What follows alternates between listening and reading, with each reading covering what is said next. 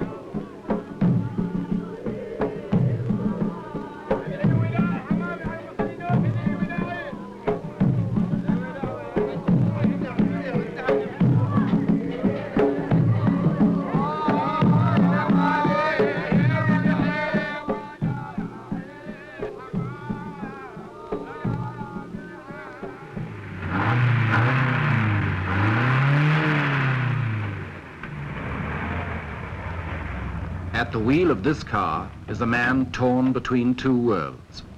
He's an Arab Sheikh who was born in an old Arabia and will die in a new one. He worships Allah, loves the desert, and is one of the richest men in the world. His name is Zaid.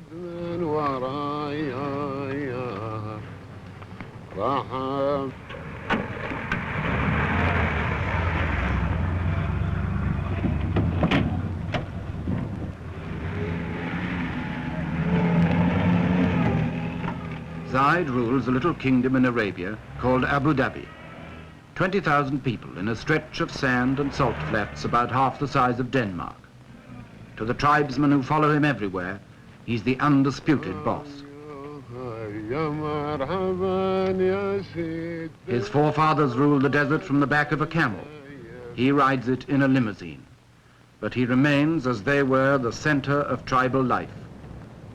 He's the man you serve, the man you hunt with, and the man you fight for.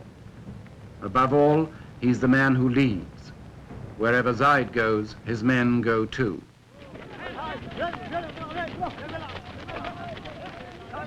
Those who don't travel with Zaid come out of the desert to greet him.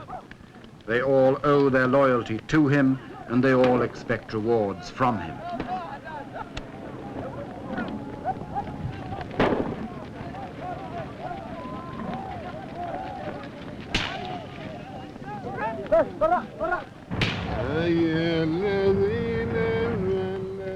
Zaid's tastes have not been influenced much by his money. He likes the simple life, to drive himself, to go hunting and camping in the desert, to be with his people as a sheikh should be, to follow the ways of the old Arabia.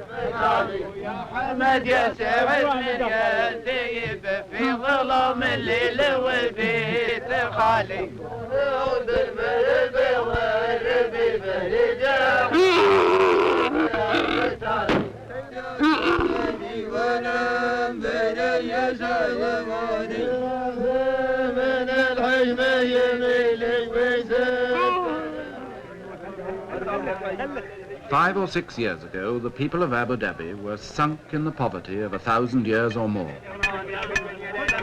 The 20th century had passed them by. Today, their ruler, Zaid, is one of Arabia's nouveau riche, who's acquired overnight a fortune from oil. His income could give $5,000 a year to every man, woman, and child in the place, enough to make Zaid a multimillionaire. Superficially, the old customs are unchanged. The tent goes up as it always did. The food is prepared as simply as before.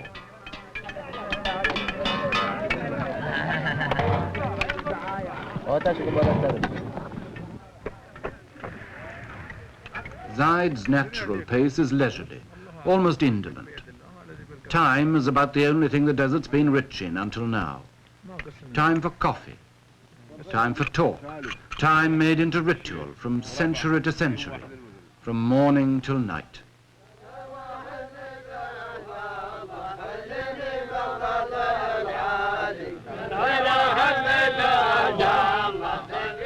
These girls will swing their hair, and these men will chant hour after hour. In the desert, there's no rush. At least, that's how it used to be. But Zaid, with his money, has begun to learn better.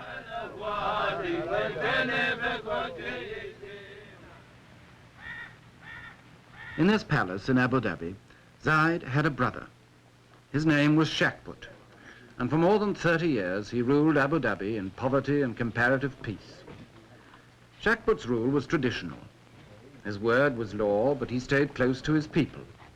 Anyone was free to talk to him any day in the Majlis, the tribal council, and as long as they had no money, they were all relatively contented. And then in the 1960s, Abu Dhabi struck it rich, and its troubles started. In a year or two, people were demonstrating about work and wages who'd never had either in their lives before.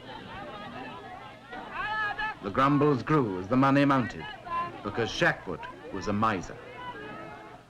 All his life, he'd been a poor man. Now that he was rich, the skinflint habits stuck.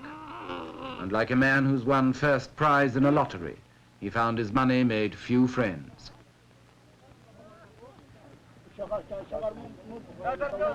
People began to say his brother, Zaid, would be a better ruler.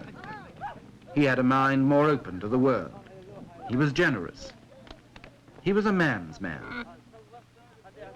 But Zaid had sworn to his mother years ago that he would never harm Sheikh, and for 5 more years he stayed loyal, and the people waited.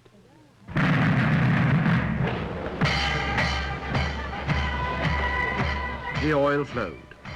The money poured in, but Sheikh wouldn't spend it. He was paralyzed by habit, suspicion, and downright fear. He knew the harsh old world of Arabia. He couldn't meet the challenge of the rich new one.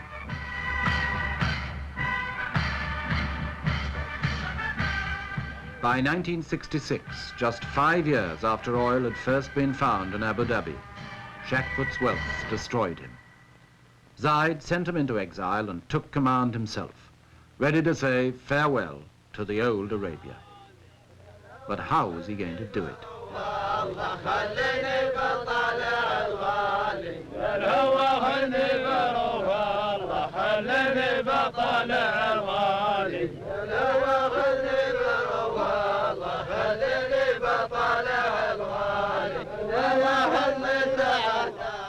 Even with a new ruler, the old life still goes on. A timeless, patient life, dominated by the desert and the unforgiving sun.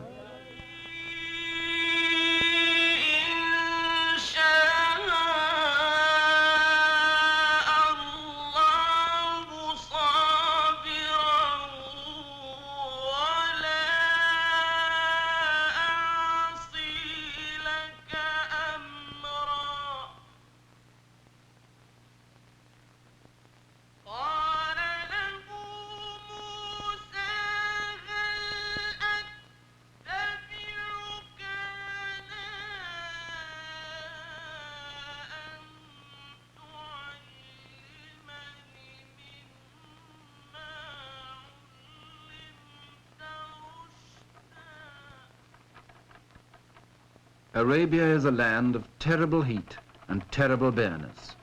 A tract of desert as big as Western Europe, practically untouched by the world until a few years ago. To anybody who doesn't live there, it seems a land of mystery and romance, full of the exotic promise of the veil. There are still people who think of it as the land of harems and the Arabians. In reality, it's a harsh and lonely place.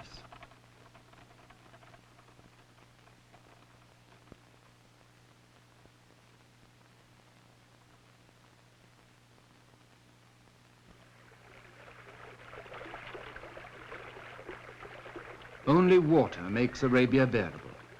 Where there's water, there's life. Water is so important that the Arabian oasis became the direct inspiration of the Muslim idea of heaven.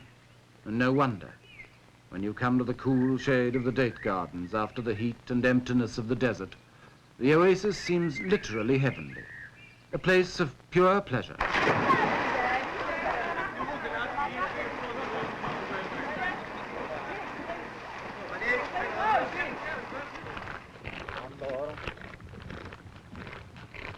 Every well in the desert is like a port.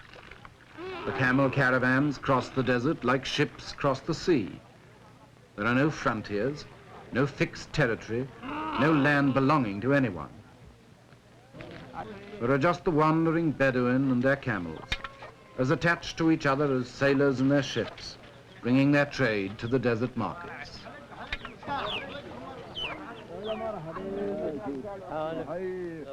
It's a hard life in Arabia, and it breeds hard men, but it's as perfectly adjusted now to the hard land it's lived in as it was in the days of Abraham, the father of all the tribes. There's still a sort of biblical rhythm about it.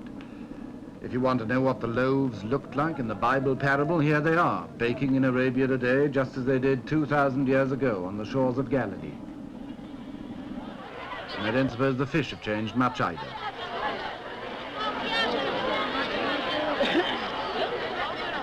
The women of Arabia still hide behind the veil, as Arabia itself has done for centuries.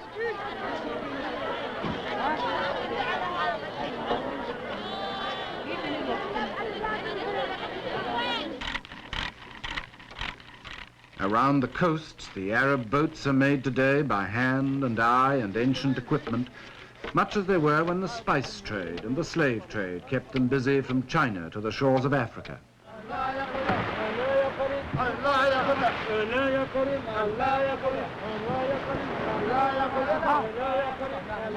To the Arabs, the sea was a source of wealth that the barren land could not provide. Fishing, pearling, trading, smuggling, and especially piracy. Arab sailors in the Indian Ocean and the Persian Gulf preyed on the ships of Europe in the Indian trade. In the end, their piracy was their downfall. With a few naval sloops and some of the queerest treaties ever devised by man, the British Empire imposed on 2/3 of Arabia's coast the thin red line of peace.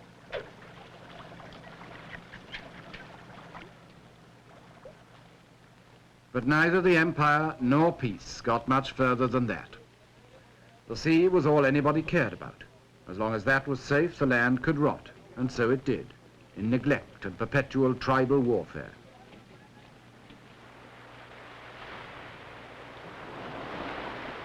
Beyond the coast, most of Arabia lay untouched until 20 years ago.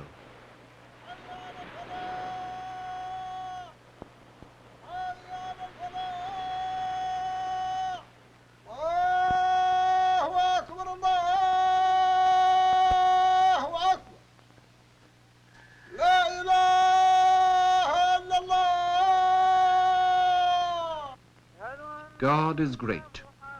There is no God but God, and Muhammad is his prophet. The religion of Arabia, by tradition, is as forbidding as the land. It's nearly 14 centuries since Arabia was the birthplace of Islam, but it's still the home of the most devoted of all the followers of Muhammad.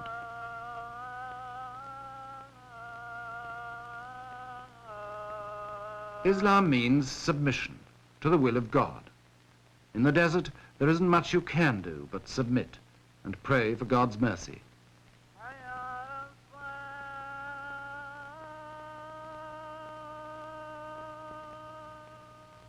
Submission makes everyone equal. A ruler like Zaid is no different from other men in the sight of God. He submits like them, and wherever he is, he prays like them, and with them too. Allahu Akbar. Assalamu alaikum wa rahmatullah. Assalamu alaikum wa rahmatullah. The Prophet decreed that the faithful must pray 5 times a day, from dawn to dusk.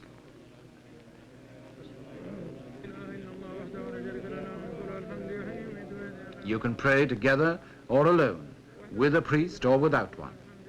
But your submission to God is complete. You're his slave. And you can count on your fingers like a rosary in 99 different ways. May God be praised. May God be praised. May God be praised.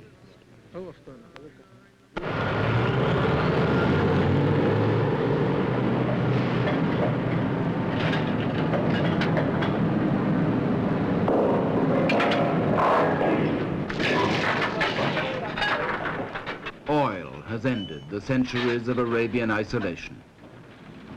Oil means money.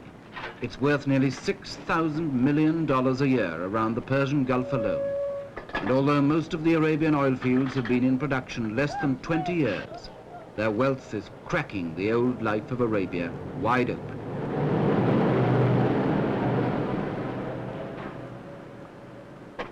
To most of us, oil may be just the stuff that drives the car. To Arabia, it's a revolution. There isn't a thing it leaves untouched.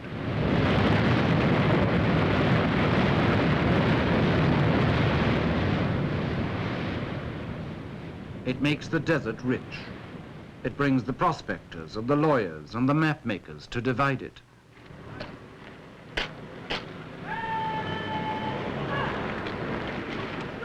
For the first time in history, oil brings soldiers to enforce peace inside Arabia. Frontiers need soldiers to patrol them. Prospectors need soldiers to protect them. So the tribesmen who once fought each other and raided the ships and commerce of the world are paid and trained as soldiers to maintain the new law. The poachers of 1,000 years have been turned in a generation into gamekeepers.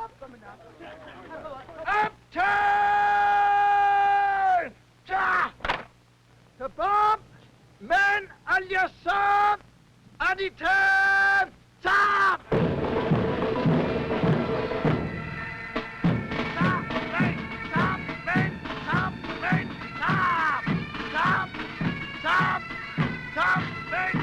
شوفك ولا خاف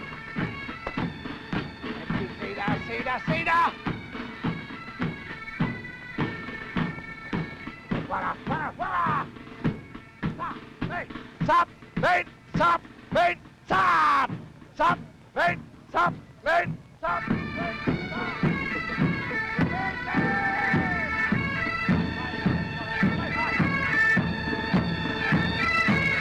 Stop! Sultan! شوفك! ورا!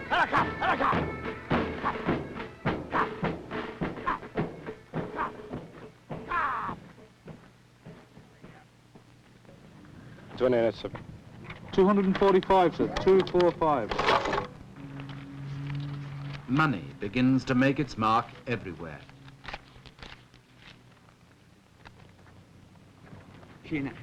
The Sheikh gets millions, the soldier only a scrap, but it buys a new life for both of them. 302, sir.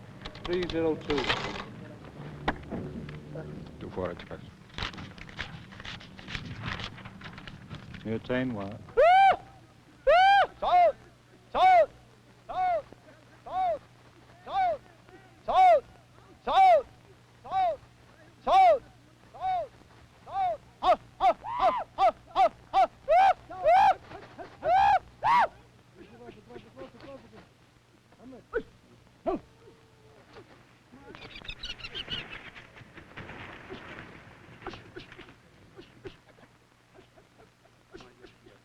On his hunting trip, Zaid chases the desert game with a string of falcons as long as his purse.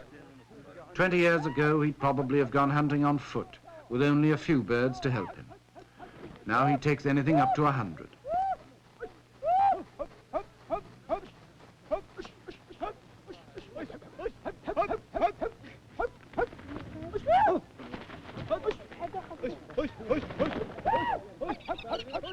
Each of Zaid's followers has a falcon to look after. They train them, stroke them, talk to them, practically sleep with them.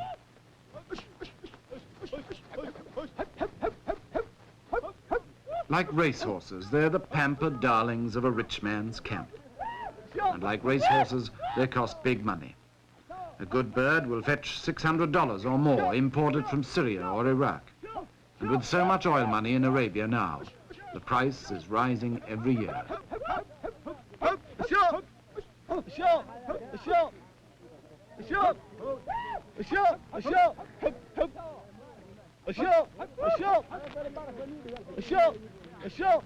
Nothing escapes the touch of money.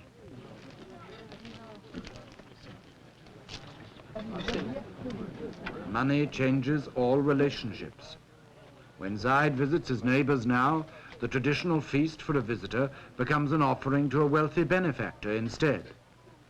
Unlike many of Arabia's oil millionaires, Zaid believes in sharing his wealth. He told me once, the oil business is like a lottery. I might still be poor and my neighbors might be rich, so we ought to help each other. He's already given away millions. Zaid's host at this feast was one of his poorest neighbors. But now that Zaid has touched his palm with silver, he won't be quite so poor.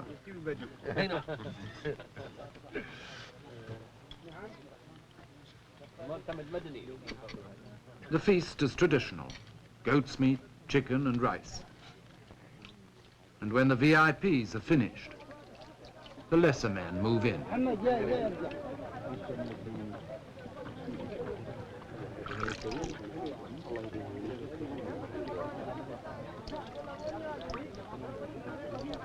It's always the custom in Arabia for the poor to eat at the rich man's table, or rather, off the rich man's floor.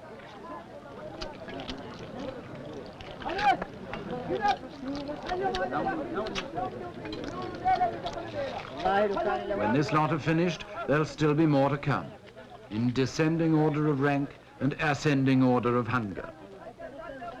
It's not the most elegant spectacle, and it's not the choicest food, but in a harsh and hungry land, any excuse is welcome for a blowout, especially when it's held for a man with money.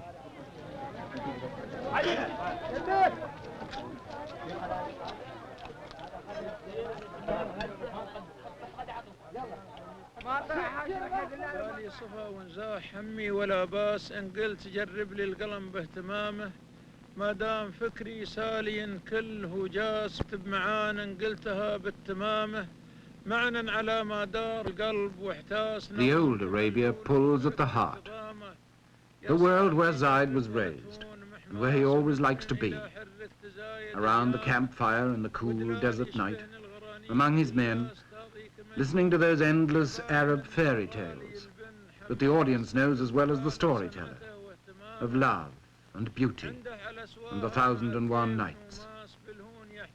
When the hunting's over and the caravan's resting, this is how they've passed the time for 1,000 years.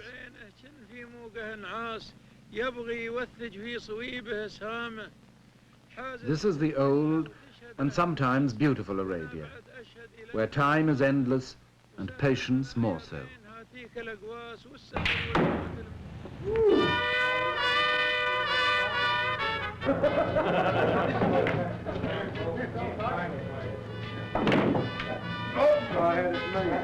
But in the new Arabia, time is money, and that pulls at the purse strings.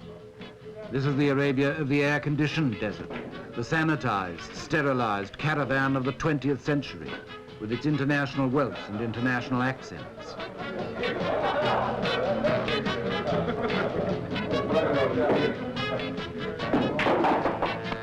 You can't play pool, let's play darts.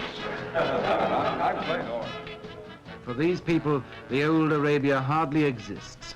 The mystery and the romance, or the harshness and the poverty, it's all one in the oil company's pay packet. See you guys later. To them, Arabia is just another job.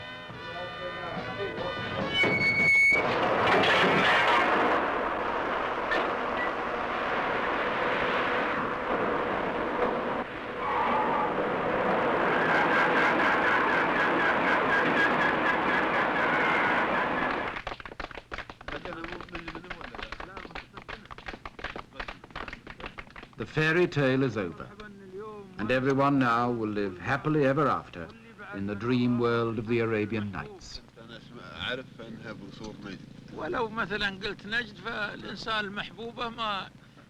But in the real world of Arabia tomorrow, it's not so easy. Not even Zaid's best friends can promise him a happy ending to his modern fairy tale that's only just begun. You can't reconcile the old life with $100 million a year, as his brother Sheikh learned. You can't even choose whether you'll have the old life or the new. God and the oil business have already chosen for you.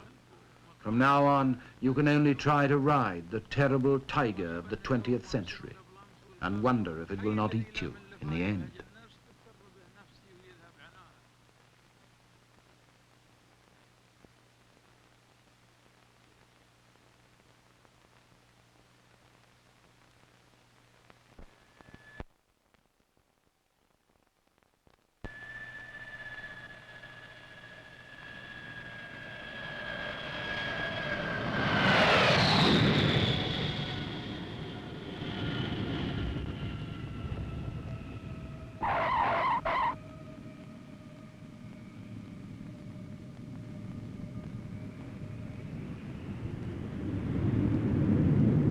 by the international jets and the local runabouts. The vultures of world commerce descend on Zaid's little kingdom. They're perfectly decent vultures, just bankers and businessmen doing their job. $100 million a year is a nice piece of export market to get your hands on, especially when the place so obviously needs your help.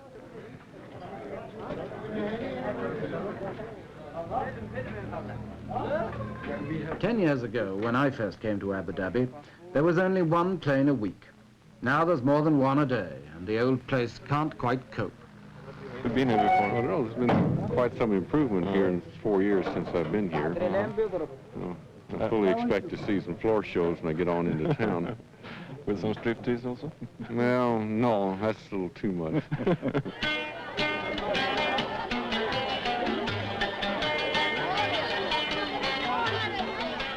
In Abu Dhabi town, at first sight, there isn't much sign of change.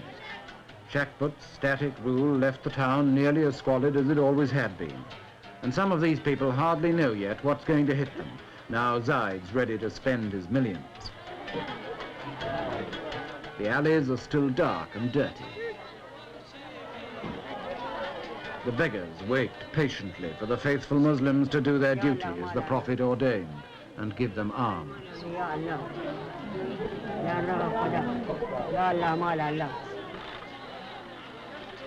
This is what Arabs call the souk, the bazaar or marketplace. And in Abu Dhabi, it's Bond Street and Fifth Avenue and the neighborhood supermarket all rolled into one.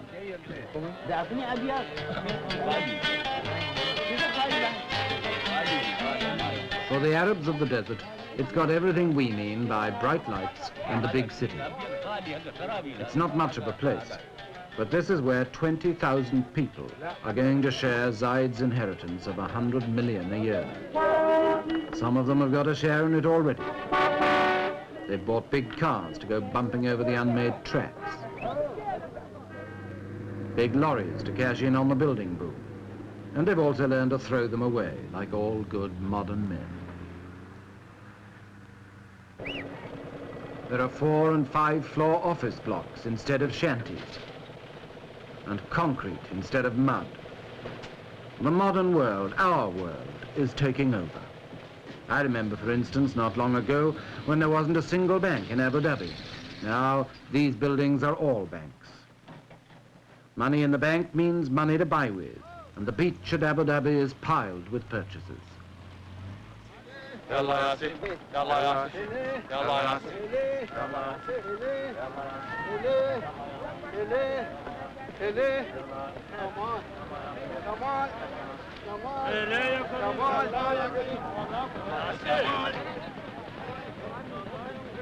Abu Dhabi was built on a sandbank, so it's never had a proper harbour.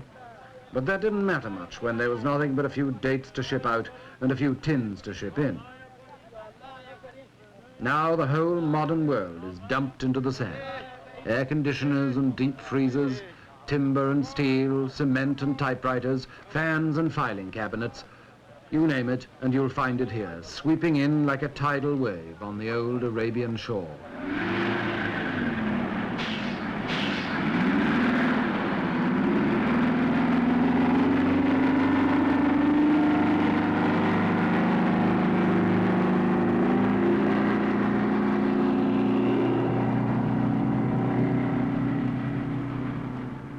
We call these construction machines. They're also weapons of destruction. They can rip up an old road or knock down an old house even faster than they can build new ones. And in Arabia now they can and do tear an old way of life to shreds before a new one has properly begun. Not that many Arabs object. In fact, most of them are only too glad to help with the destruction of their old way of life. They can see the vision of a better life in a bulldozer, and they want a piece of it.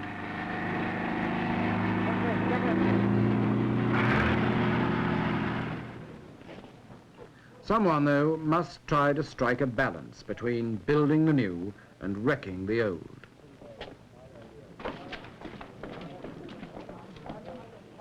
That someone is the ruler, Zaid.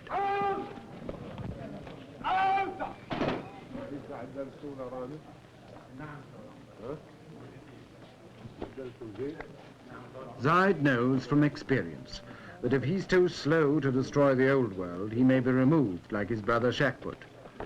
But if he tries to build the new world too quickly, he may destroy himself just as surely.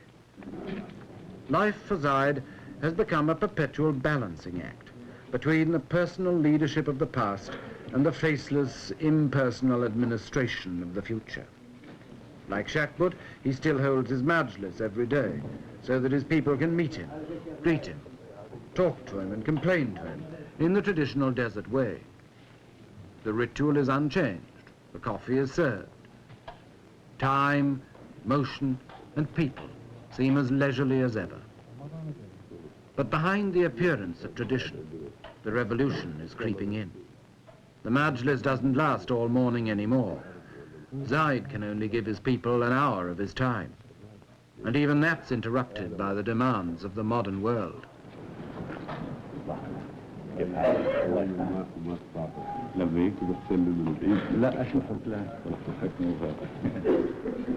Welcome to the international businessmen. Welcome to the salesmen, to the experts, to science and high finance. Maybe welcome to the con men too, until Zaid learns to pick them from the rest.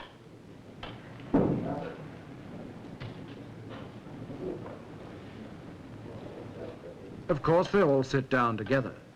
And of course, they're all equal, East and West, the world and Arabia, the courtesies of the old world, mingling with the business of the new.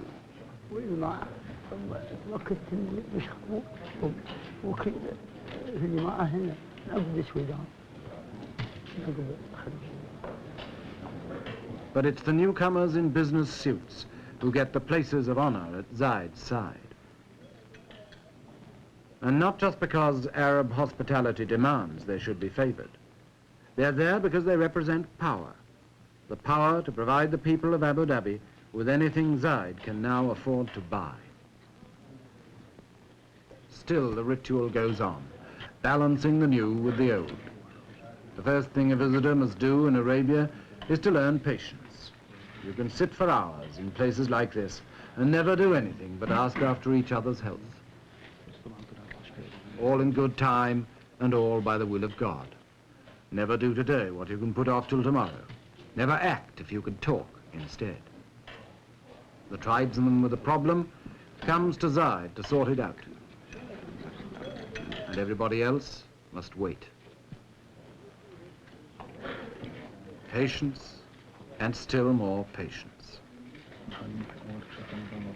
But now there's $100 million of good hard cash burning a hole in patience every year. That's business that won't wait. It may be the will of God that's given it to Abu Dhabi, but it's the will of man, and especially the will of Zaid, that has to decide what to do with it now.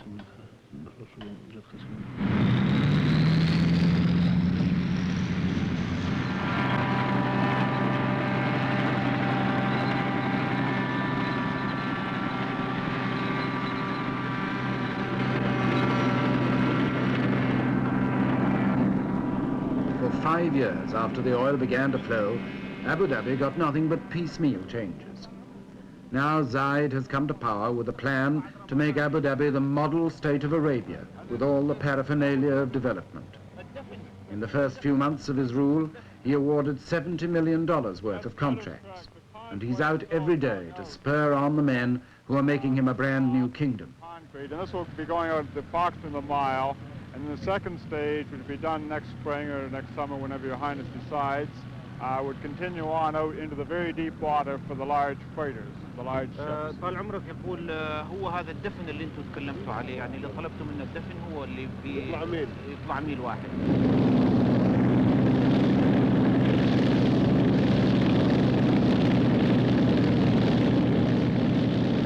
The machines that come ashore on the beach are pounding the desert into new shapes. The men who descend from the aeroplanes are drafting a new world. You are working night shift also? Yes, day and night.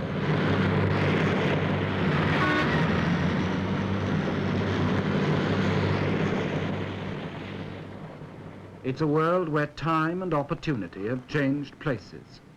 Yesterday, time seemed endless and the opportunities few. Today, time is short, and the opportunities are infinite. Going out for approximately a mile, which we had discussed with you in your office when Mr. Griesbach, our design engineer, was here a month ago. Zaid told me once he didn't know what would happen in 10 years' time, but he felt he must give everything to his people now because they'd had nothing for so long.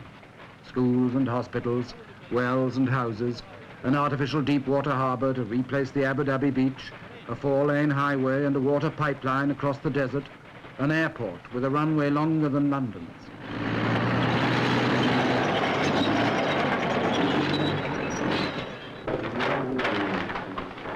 This is just the location of it. Now, you are approximately in this area here, Your Excellency, Your Highness, and as we're going down the road... Of course it'll change everything.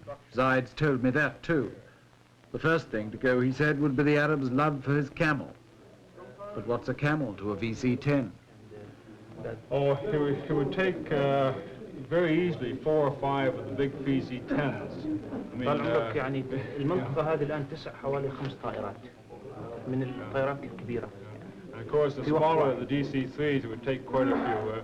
See, one of the difficulty things that we don't know how many aircraft will be coming in here, Your Highness, and this is one of the things which you yourself will have to decide how many airlines you'll permit to come into Abu Dhabi.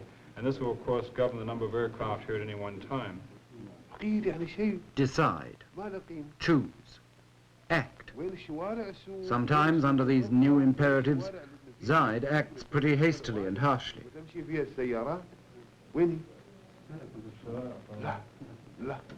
He dismissed this plan for a new souk in Abu Dhabi with scarcely a moment's thought. Small scale model, yes. Oh, yes. We'd have to show detailed plans. Yes, bigger. استوي هذا على حسب رضاكم اللي ما فيش اسمه. لا لا لا لا لا لا لا أنا مو براضي عن هذا ولا. No, no, no, never, never, never. Take it away and start again. So 2 months' work is demolished in a moment. He who pays the piper calls the tune.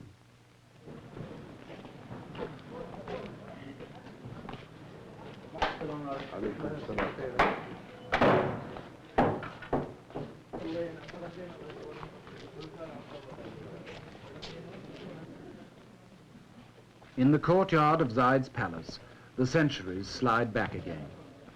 A moment ago, Zaid was the modern oil tycoon, aloof and decisive. Now he's back in the role of Sheikh, the universal uncle to his people, the feudal lord with his followers, in procession to the daily feast.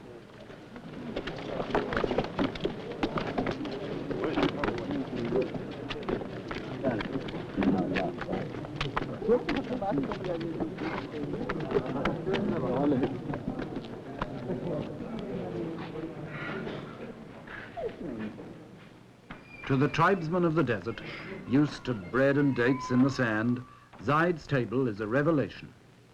It's loaded with more food than many of them have ever seen, and it really is a table, and not just the floor.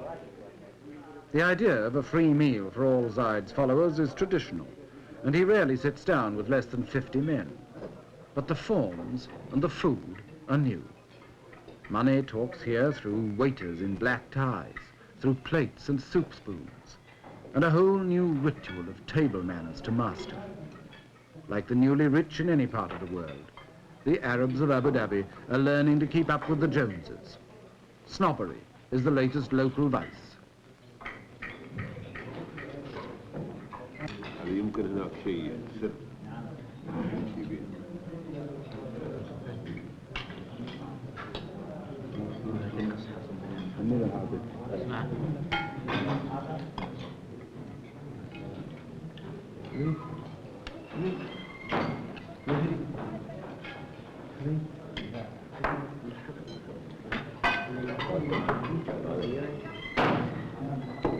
These are our rulers. These are our rulers. Good. What's this? That's the door. Yes, say, that's the door. That's the door. What's that? That's the ceiling. And what's this? This is the... While the fathers learn new manners, a few of their sons learn new tongues. That's the ceiling. Foreign languages and foreign teachers bring foreign ideas. That's the ceiling. Yes. That's the ceiling. Yes. This is the floor. Good. Here's a pencil. Good. Here's a ruler. There's a picture. Say it again. Good. Now all together, stand up. Yes, that's the window. Huh. That's the window. That's the door. That's the ceiling. This is the floor. Here's a pencil. Here's a ruler. There's a picture. Say it again. فإذا انشقت السماء فكانت فبأي آلاء ربكما تكذبان. But the old ways are still the only ways for most of Arabia's children. Schools like this, where the boys learn the Holy Quran by heart, haven't changed in 1,000 years. It's still the only sort of school most kids ever see, if they're lucky enough to see a school at all.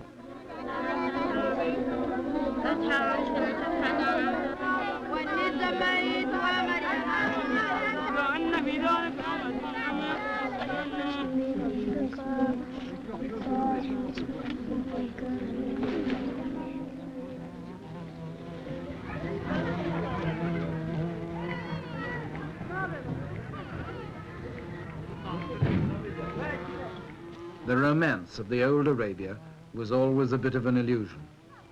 In reality, the place was, and still is, full of desperate poverty and sickness. There wasn't a single hospital in Abu Dhabi until a few years ago, and doctors were hardly ever seen. Now there's this American mission hospital, overburdened, overcrowded, forced to compromise, like everything in Arabia, between modern standards and old habits. It's something that we have not wanted to exist, these patients being in all together, but we've been working on it, and we haven't come up with a good answer, simply because we don't have enough staff to watch all the doors. We lock the front door and they come in the back door or the side door. So we have gotten sort of used to it over the years, so that now we don't mind it much. When they're all in there together, it's their hard luck if they can't have the privacy of a personal examination with the doctor. The little children often have diarrheas or fever, colds, and sores and abscesses and such to take care of. And then the local Arabs seem to have their share of accidents, falling out of a palm tree or off of a camel. And they seem to be sort of dangerous. They may fracture a limb or break a hip. And most all of the people are suffering from eye ailments of one sort or another, from the youngest child to the oldest man, with the ailment of trachoma, which is about 99% prevalent here. Many of them are suffering from tuberculosis. More and more we are detecting this disease as we go on with X-ray.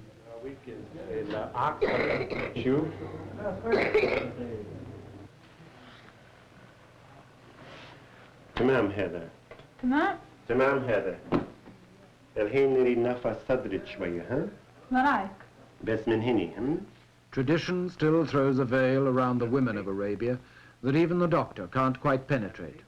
His examinations here are probings in the dark.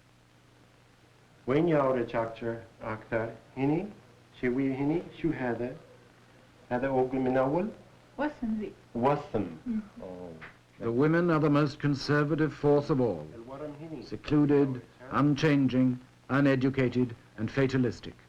They accept their lot meekly, and they do their duty faithfully as the handmaidens and chattels of men.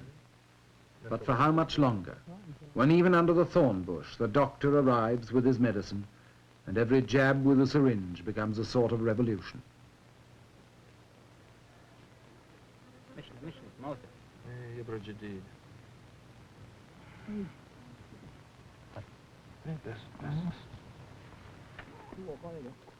Some of it may be still a bit like faith healing. No doctor's skill could have cured this man's tuberculosis. The most that medicine could do was to give him a sort of comfort on the way to death.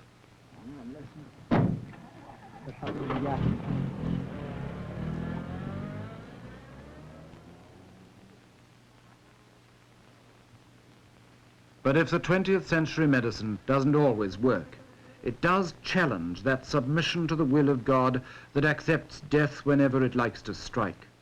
So Islam itself comes under attack. God's will always seems more flexible when you can meet it with a millionaire's money. I have the honor to present the estimates for Abu Dhabi for the year 1967. The total revenue, as estimated, is 41,202,080 dinars. For the ruler, the days are over when he had so little money that nobody cared how he spent it. Now Zaid must have a budget and a British accountant to keep the books. Development expenditure is estimated at 23,275,671 dinars. Every penny is another nail in the coffin of the old Arabia, and maybe in the life of Zaid too. Dinar. You haven't included the airport building here, the terminal building, have you? The airport building hasn't been tendered for. It hasn't been tendered for. But this goes in the lump sum, does? That goes in the lump sum of 10 million down here, yes.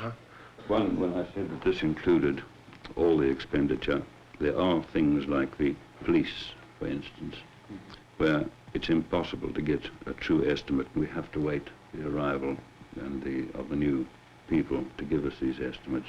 I've put in 1/3 dinars for them to give them authority to spend.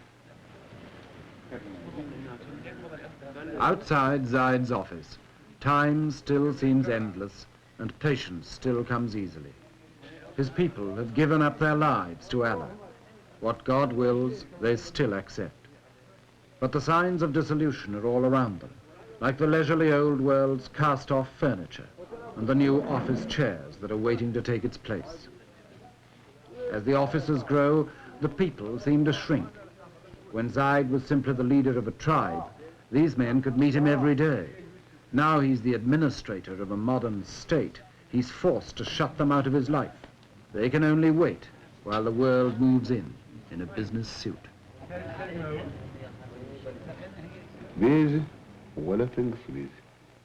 Even Zaid is a little less sure of himself.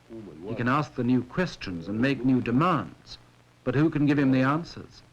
You see, His Highness, for this year, of course, we're giving him something very approximate. Yeah. But for next year's, he'd like it as precise as possible. Well, I'm hoping that the exercise in the coming year will give us the material for next year, but at the moment there's nothing to go on.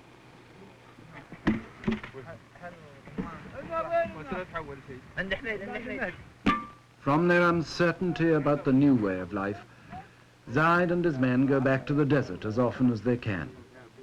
The desert is still home, the place they knew before they were rich, and the only place they will really know until the day they die. In the desert for a day or a week or a month, they can go back to their old and simpler ways, to a genuine sense of comradeship that the modern world leaves no time for. There are no budgets and civil servants here, no plans, no figures, no complications, no closed office doors.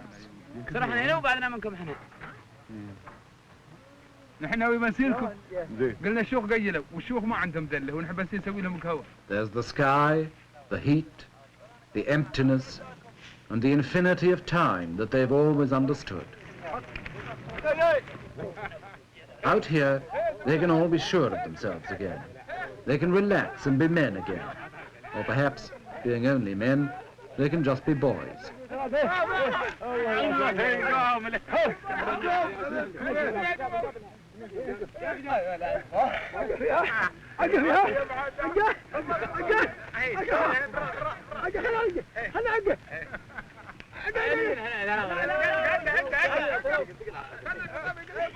Even Zaid, the ruler, can let his hair down here and be one of the boys fighting a mock battle with his secretary.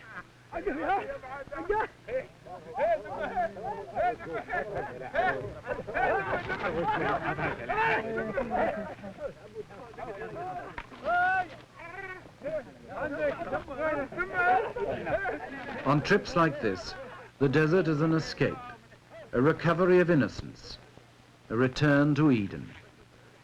But like all escapes, it's also an illusion. The innocence is lost and will never be recaptured, because the old Arabia of isolation, hardship, and tribal war in which it flourished has been swept into the world at last. The unknown land has been more than just discovered. It's been uncovered in the past 10 or 20 years and dragged naked into everybody's sight.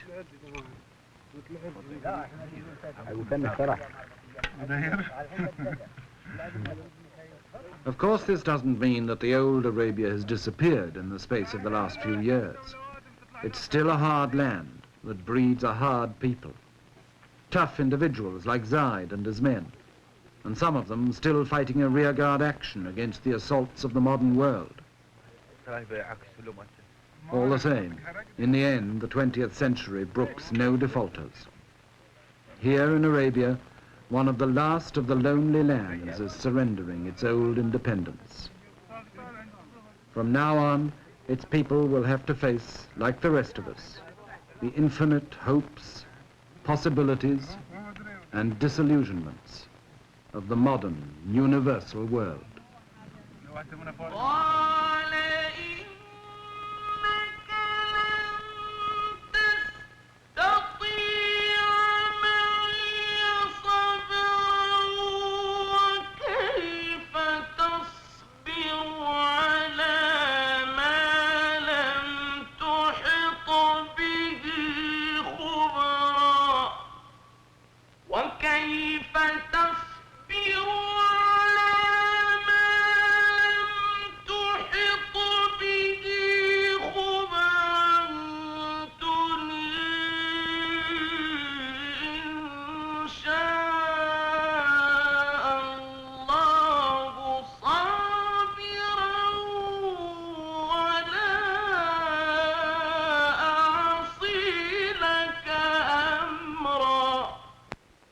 This has been NET Journal, a weekly look at the events, issues, and people of the world today.